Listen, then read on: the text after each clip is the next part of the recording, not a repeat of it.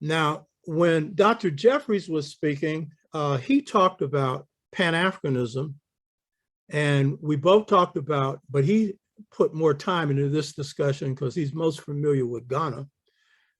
We talked about Kwame Nkrumah.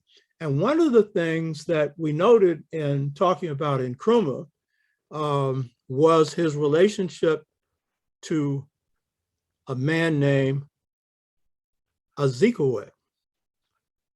Azikiwe had attended the Fifth Pan-African Congress, where Nkrumah was assisting George Padmore.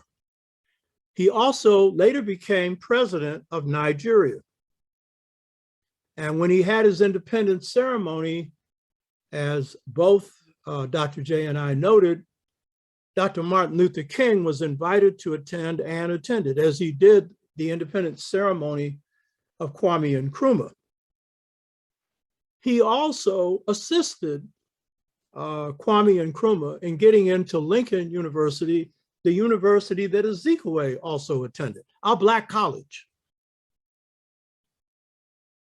Now, in introducing Edward Wilmot Blyden, I couldn't think of a better person to introduce him than the former president of Nigeria, Azikiwe. And Azikiwe was a good president. He was honest. And that's a rarity for some African leaders. This is what he had to say about Dr. Edward Wilmot Blyden, who was born in 1832 and died in 1912, lived to be 80 years of age. This is what he said.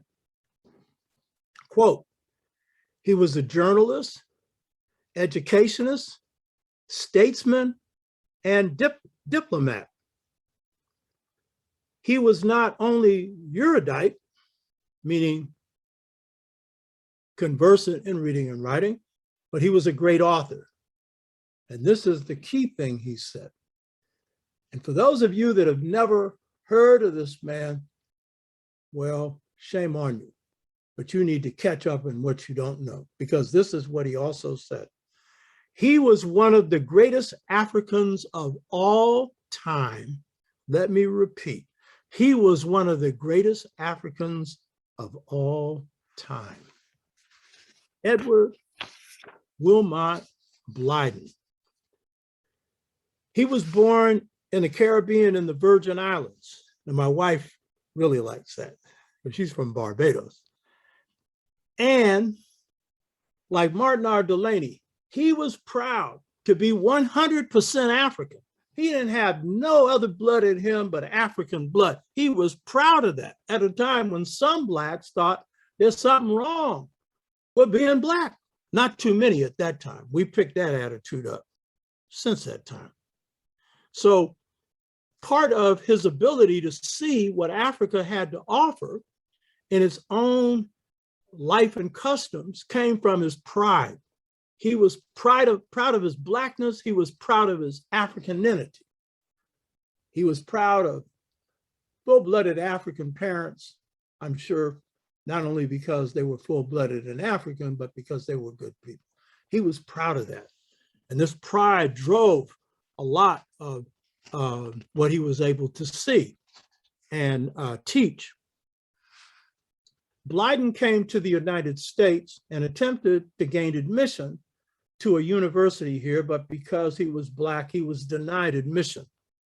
As I pointed out before, Martin R. Delaney was admitted to Harvard, but the students put together a petition to have him thrown out, and he was thrown out, but he still became a medical doctor. So what happens with Blyden is he goes to Africa. This is again showing his mentality. And he goes to Liberia, the Republic of Liberia, and he begins to order books. I've read everything on Blyden. And he begins to order books wherever he can get them. He accumulates a huge library and reads. He's self-educated. And then he attends the University of Liberia, or Liberia College.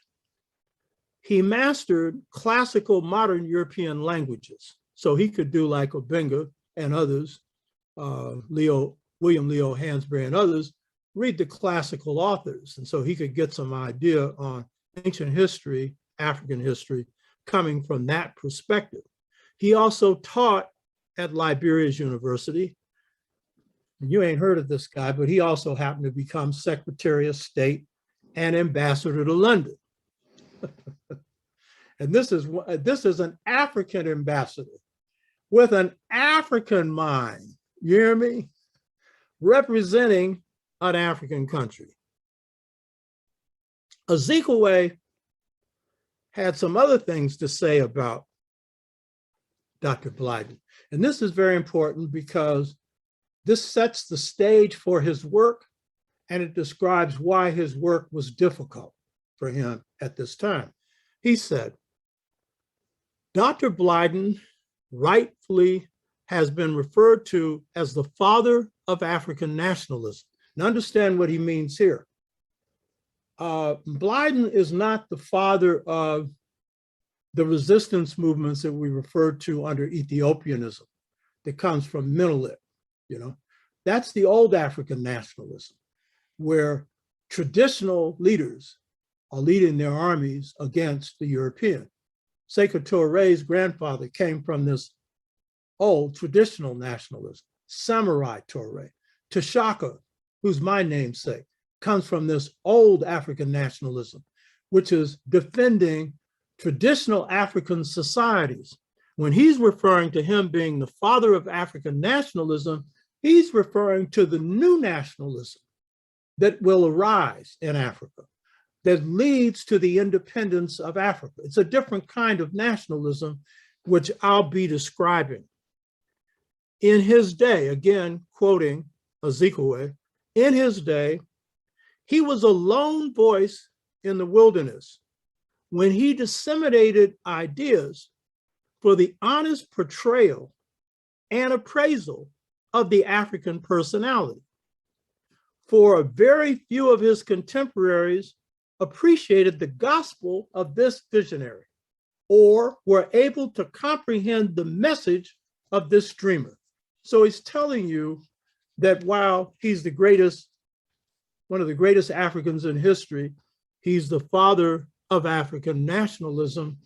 A lot of people hearing his message at that time, and we're talking particularly about a certain group of Africans that I'll come to in a minute, because of things that clouded their mind and their vision, couldn't appreciate what Blyden was teaching.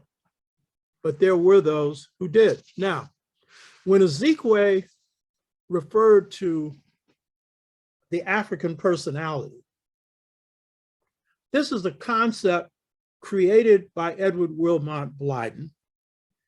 And it was the idea that Africans had a distinct culture that gave rise to the African personality. And this was an idea that Kwame Nkrumah adopted and often referred to the African personality. And when I talk about us having a distinct ethos and its creativity, that's our personality, you know?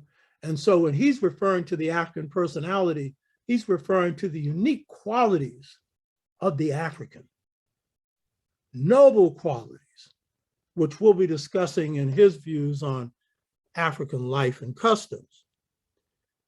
So when Ezekwe said that few of his contemporaries could appreciate his visionary ideas on Africa, he was referring to those Africans who had been trained by European missionaries prior to the colonial enterprise. The colonial enterprise would start with the Berlin Conference in 1884 to 1885, where Europeans met and carved up Africa. And then out of that began the colonizing project, and Africa resisted and fought for a long time and won many battles.